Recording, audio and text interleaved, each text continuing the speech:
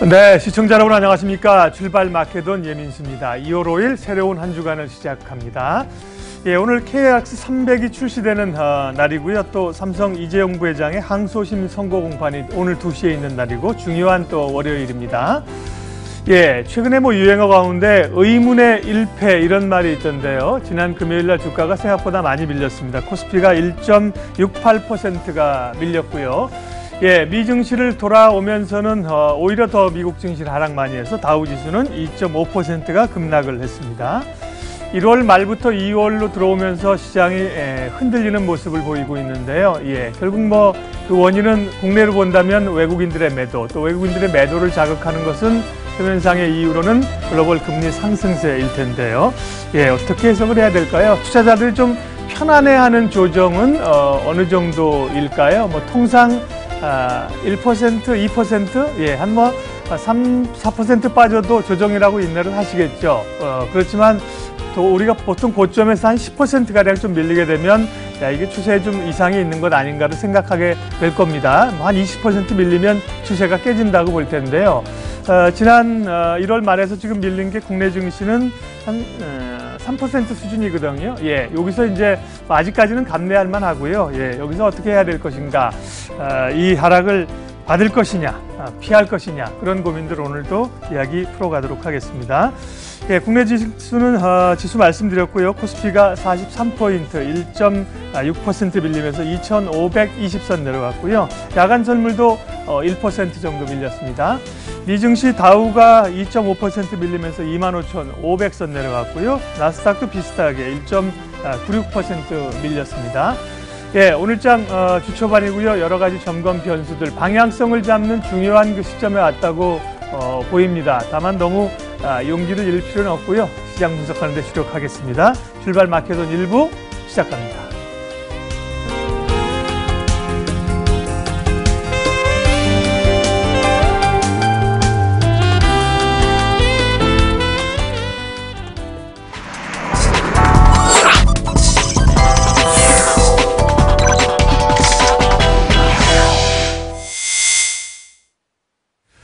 예, 첫 코너 언제나 시장의 방향성 중심을 잡아주시는 분이죠. 한국투자증권 이프렌드에어 장영혁 팀장님과 함께하는 마켓 시그널입니다. 팀장님 어서 오십시오. 네, 안녕하세요. 주말에 좀 편치 못했습니다. 그러게요. 예, 그러게요. 생각했던 것보다 조금 강한 그 조정들이 왔는데요. 우리뿐만 아니라 코스피, 코스닥, 미국 증시까지 어떻게 해석해야 될까요? 일단 국내 증시 들어가기 전에 미 증시 내용서부터 얘기를 하죠. 미 채권 10년물이 2.84% 나오더라고요. 네. 속도면으로 봤을 때는 요즘 기사 좀 관심 있게 읽으신 분들은 요즘 이 단어 들어보셨을 거예요. 텐트럼, 금리 텐트럼, 이런 단어들 나오기 시작합니다. 좀 빠르다는 얘기죠. 내부로 들어가서 보면 미국 1월 비농업 취업자 수 가이던스보다 잘 나왔고요. 무엇보다 임금 상승률이 YOY 값으로 봤을 때 1월 달 임금 상승이 2.9% 나왔습니다. 여담입니다만 야, 좀 쓰고 살아라 라고 얘기하면은 우스갯소리로 뭔 얘기들 해요. 뭘 벌어야 쓸 거 아니야. 먹고 죽을 애도 없어. 이렇게 얘기들 하시는 분들 계시죠. 말 그대로 벌어야 쓰는 값이 나오는 거고, 쓰는 값이 나와야 생산값이 나오는 거고, 생산값이 나오면 고용이 늘어날 거고, 말 그대로 선순환을 돌릴 수 있는 어느 정도 금리 상승이 어느 정도 레벨까지는 시장에서는 분명히 호재입니다. 좋아지는 경기를 반영하고 있는 증거이기 때문에 그러죠. 근데 이 속도에 대해서 빠르다라는 우려가 지난주에 좀 있었고, 이제까지 미 연준에서 가장 비둘기파적인 목소리를 냈었던 미니애폴리스 연은총재 같은 경우에도 임금이 오르기 시작했다라는 얘기로 좀 한 발 물러서면서 시장이 예상했던 것보다 금리가 좀 빨라지는 거 아니냐. 이 3번의 금리 인상을 넘어서 요즘 4번의 금리 인상 가능성도 올라오기 시작했으니까 그런 부분들을 반영하는 거 아니냐. 간밤 NDF에서 야, 우리 원달러 환율이 어느새 지금 10원 더 올라서요. 종가제가 불러드리면 1,089원 70전 나왔습니다. 1,090원 레벨 왔죠.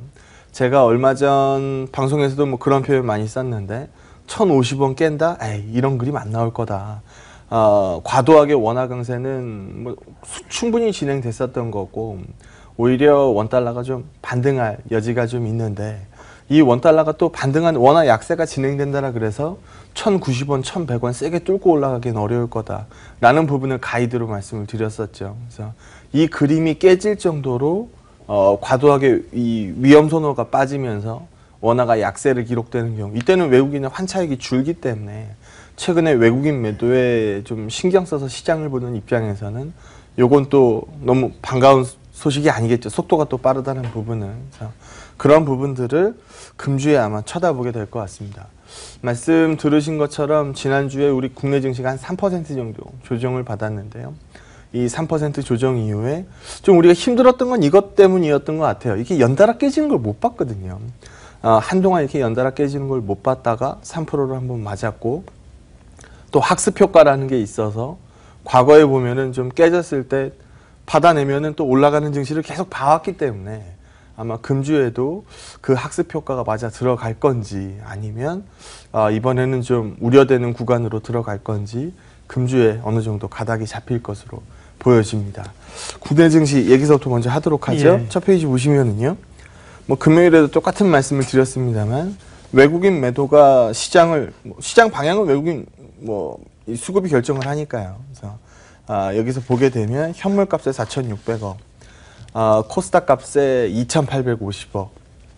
금요일 표현과 마찬가지로 거래소 매도는 삼성전자에 쏠렸고 코스닥 매도는 뭐 셀트리온하고 지금 셀트리온 헬스케어 합치면은 얼추 금액이 나옵니다. 그래서 이런 이 시가총액 상단부 쪽에 매도 쏠린 그림이 여전히 좀 많이 있죠. 그래서 시장 거래소 넘버원이 삼성전자고 코스닥 넘버원이 셀트리온이니까 이 둘의 속도가 떨어지면 사실 시장의 속도는 떨어지는 게 당연하죠. 그래서 삼성전자가 4%나 빠졌고 셀트리온이 이 하락세를 키워간 건 아닙니다만 장중에 흔들렸고 또 더 심각한 건 요즘 셀트리온이 이끌고 가는 시장 탄력이 전혀 안 나온다라는 부분. 그래서 이런 부분이 좀 복합적으로 섞여 있다라고 보시면 될 것 같습니다.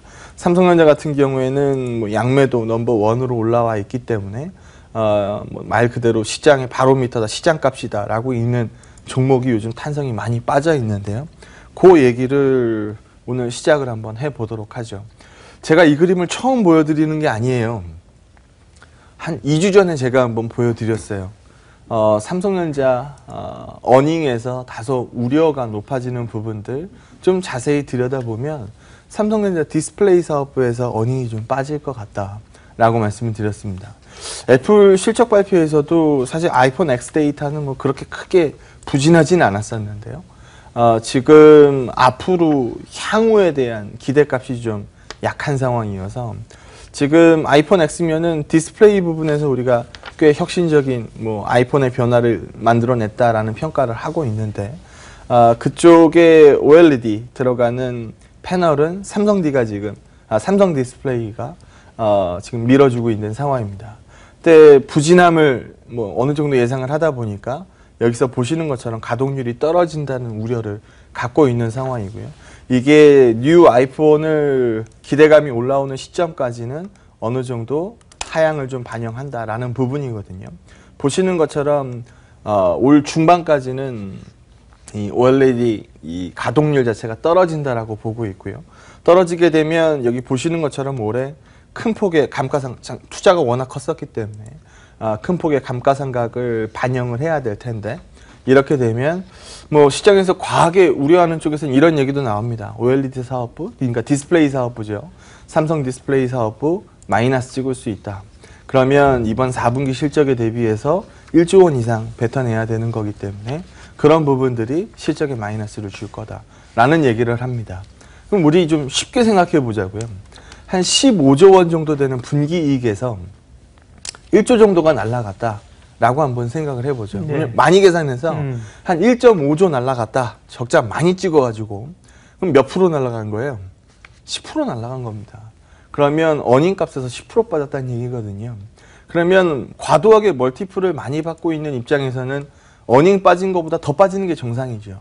근데 삼성전자처럼 뭐 이 밸류에이션을 높게 받고 있지 못한 종목들은 어닝값 정도 조정받으면은 충분하다는 얘기들 많이 합니다. 지금 어닝값 10% 빠지는 거, 뭐 금요일날 하락분만 4%가 넘는데 뭐 상당 부분 녹였다라고 평가할 수 있고요.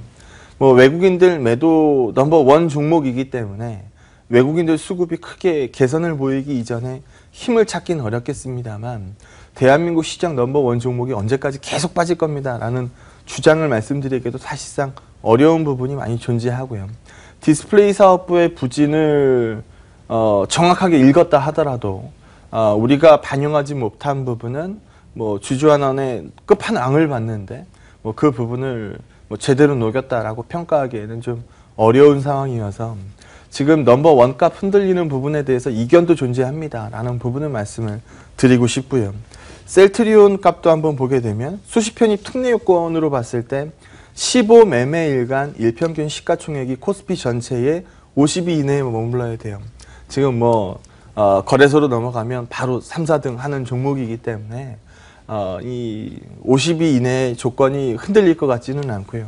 시장에서 관심 갖고 있는 건 이번 3월 동시만기일 이전에 15 매매 거래일간만큼은 코스피에서 거래를 해야 된다라는 부분이거든요.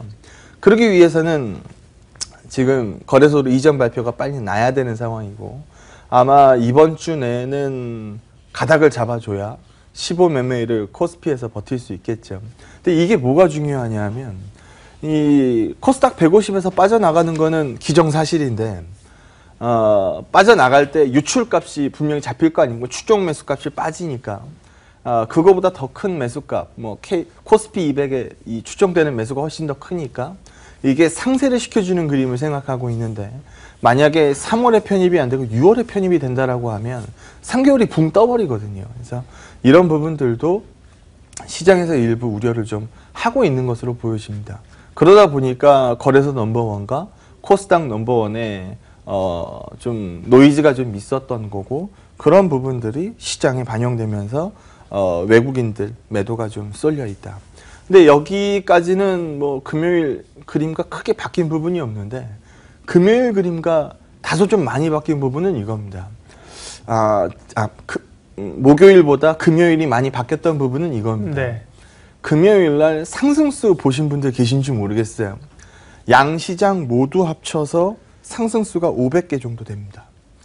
하락수는 그거의 3배수죠. 그렇겠네요. 1,500개 정도 나오더라고요. 우리가 대략적으로 한 2,000개 되는 종목을 말씀을 시장이라고 얘기를 하는데 거기에 4분의 1은 올랐고 4분의 3은 빠졌어요. 그러다 보니까 목요일 날까지만 해도 야 종목들은 잘 버텼어. 삼성전자가 빠진 거지 라는 얘기를 많이 했는데 금요일 날 같은 경우에는 하락의 확산이 좀 나오면서 시장의 우려를 좀 높인 상황이 됐다라고 보시면 될 것 같습니다. 그래서 하락의 확산을 좀 경계하면서 보는 입장이었는데 그게 금요일 날 나오다 보니까 평소보다 시장 빠지는 속도가 좀 빨랐던 거죠. 그래서 그 부분을 돌려내야 되는 월요일 거래였는데 지난 주말 미증시가 큰 폭으로 하락을 하면서 우려를 좀 높인 상황 이렇게 읽어내시면 될 것 같고 금리값 오르기 시작한 건 사실 어제 오늘 일이 아닌데 시장에서 속도에 대한 문제 뭐 텐트럼이라는 단어를 사용하기 시작했다라는 점이 일부 부담을 높였다라고 평가하시면 될 것 같습니다. 네, 일단은 뭐 글로벌 증시가 밀리고 외국인이 팔고 국내 증시도 생각했던 것보다 많이 하락하니까 부담감들이 있을 겁니다. 투자자들이. 그래서 조금 조정이 오는가 팔고 싶은 분들이 있을 거고. 네, 그럼요. 물론 뭐 급락을 순간적으로 받는 것은 아니고 확인할 필요가 있는데 때론 보면 지금 사실은 좀 사고 싶은데 꽤 올라서 사실 사기 어려운 레벨 수준을 느끼신 분도 있거든요. 그럼요. 예. 예. 그런 분들은 또 사실은 보면 본인이 좀 기다리던 종목이라면 조금 과감하게 살 기회를 가질 수도 있겠습니다. 물론 말씀드린 것처럼 상황에 따라 다르겠지만 투자 판단은 어떻게 해야 될까요? 일단 떨어지는 칼날 받지 말라는 얘기는 많이들 맞습니다. 들어보셨을 예. 거예요. 그래서 싸졌으니까 난 지금 사야지. 네. 이게 오늘이 최저점이야라는 모르죠. 예. 확신을 줄 수는 없는 거기 네. 때문에 일단 떨어지는 구간에서는 매수가 뒤로 물러나는 게 정답이죠. 예. 더 주고 사더라도 시장의 우려가 좀 줄어드는 시점에서 매수가 집행되는 게 전 맞다라고 보고 있고요. 예. 우리가 떨어지는 주식을 보면서 사고 싶은 생각이 드는 거는 딱 한 가지 이유밖에 없어요. 내가 사면 최저점이 나올 것 같은 착각 때문이거든요. 그래서 그런 부분보다는 조금 더 주고 사도 좋으니까 시장의 우려가 줄어드는 시점을 기다려 봅시다라는 말씀을 드리고 싶고요. 그 부분을 좀 설명할 수 있는 그림이 될 것 같네요. 여기 보시게 되면 시장 방향은 어차피 외국인이 결정합니다. 시장에서 시세나는 종목들이야 기관들이 결정합니다만 시장의 방향성이야 외국인들이 결정하는 편이죠. 여기 보시게 되면 1월 증시까지는 큰 무리가 없었어요. 우리 뭐 1월 말미쯤에 뭐 조금 흔들리기 시작했다라 그래서 그거 시장에서 아우 큰일 났어요 이렇게 얘기하시는 분들이 거의 안 계셨거든요. 그 차이를 좀 들어보면 1월 말미쯤서부터 이제 시장에 외국인들 매도가 좀 크게 시작했지만 1월 값까지는 여기서 보시는 것처럼 플러스 값입니다. 12월 값은 배당락을 앞두고 매도를 진행했었던 외국인들이 1월 달 다시 복귀를 기록을 해주면서 제가 12월 달에 가장 말씀 많이 드렸던 게 역대급 1월 효과가 나올 겁니다라는 부분이었거든요. 그랬고 사실 1월 증시 굉장히 좋았어요. 그렇죠. 그래서 그 부분이 1월 말미쯤서부터 일부 흔들리기 시작했을 뿐이고 아직 외국인 수급에 대해서 우리가 야 다 팔고 나갈 거야 라고 보는 시각이 그렇게 많지 않은 이유는 일단 대한민국 시장값이 월드 인덱스 값 대비해서 좀 싸게 거래된다라는 뭐 부분을 계속적으로 얘기를 하고 있거든요. 그래서 그 부분을 1월 증시에서는 상당히 빠른 속도로 메꿔줬었던 거고 지금 2월 들어서는 월드 인덱스 값이 좀 밀리면서 1월에 채워졌었던 부분들이 좀 뱉어내고 있는 과정이다 라고 보시면 될 것 같아요. 그래서 뒤집어서 얘기하면 내가 주식을 지금 쳐다보고 있던 주식이 빠져서 사고 싶은데 이 종목이 내 포트폴리오에 들어올 수 있는 시점은 외국인들 수급 계산을 보이는 시점에서 고민하는 게 맞다라는 부분이죠. 그래서 어차피 방향은 이쪽에서 나오거든요. 그래서 그 부분을 좀 보셨으면 좋겠고 요즘 이제 제대로 된 4분기 어닝 시즌이니까 어닝 시즌 얘기도 한마디 하고 지나가야 될 것 같아요. 통상적으로 1월 신년회에서 대표이사들이 무슨 얘기 하던가요? 뭐 기사 같은 데서 많이 뭐 읽어보셨을 텐데 뭐 우리 올해 열심히 뛰어봅시다 뭐 이런 얘기들 주로 많이 하죠. 그러면 그 회사 입장에서 한번 읽어보세요. 4분기에 일부 손실 반영할 이슈가 생겼다. 그럼 이거를 다음 1분기까지 갖고 넘어갈 회사가 과연 얼마나 될까요? 뭐 이미 지나간 실적에 녹이는 게 일반적이지 1분기 실적까지 분할로 태워가지고 그 2018년에 시작하는 1분기 실적서부터 로스를 녹이고 싶은 생각 별로 없을 거거든요. 통상적으로 4분기에는 녹여내는 일회성 비용들이 굉장히 많습니다. 그리고 뭐 저도 월급쟁이 한 사람이니까 4분기 지나고 나면 다들 무슨 얘기예요? 이번에 성과급 얼마나 나올까라는 얘기들 많이 하잖아요. 그런 부분들 대부분 다 4분기에 반영됩니다. 그래서 4분기가 여기서 보시는 것처럼 항상 이 언더 서프라이즈 경향이 좀 강하죠. 그러니까 쇼크를 기록하는 기업들 수가 좀 평소 실적보다는 많다라는 점입니다. 그렇죠. 그래서 이 부분이 요즘 4분기 실적에서 나오고 있는 거고 우리가 3분기 실적까지 와, 뭐 이렇게 실적이 나오는구나 라고 봤었던 기업들 실적 분위기에서 일부 좀 4분기 실적은 좀 뭐 좀 많이 약해졌네 뭐 이렇게 읽는 눈들이 많아진 게 사실이죠. 그래서 그런 부분들을 반영했을 낙폭이 3% 정도 녹여진 거라고 보시면 될 것 같고요. 우리가 우려하고 있는 거는 이미 지나간 실적 4분기 추정치가 빠지는 거는 뭐 실적 발표하고 나서 뭐 송원산업이 이런 기업들 보게 되면 실적 안 좋게 나왔잖아요. 안 좋게 나온 날 다음 날 10% 가까이 급등했거든요. 그러니까 시장에서 안 좋게 나오는 실적을 받아들이고 올라서는 경우도 굉장히 많습니다. 그래서 지금 여기 보는 것처럼 4분기 실적 빠지는 것보다 아직까지 1분기 실적 뭐 요즘 가이드가 밀리고는 있습니다만 뭐 추정치 값이 뭐 심각하게 훼손되고 있는 상황이 아니라는 점, 이런 점들을 좀 더 봐야 되는 거 아니냐. 그리고 오늘 차트에서 가장 중요할 부분이 될 텐데, 제가 과거에도 이렇게 보여드렸으니까 뭐 한눈에 보셨겠죠. 2018년도 들어와서 달러가는 녹아내렸다.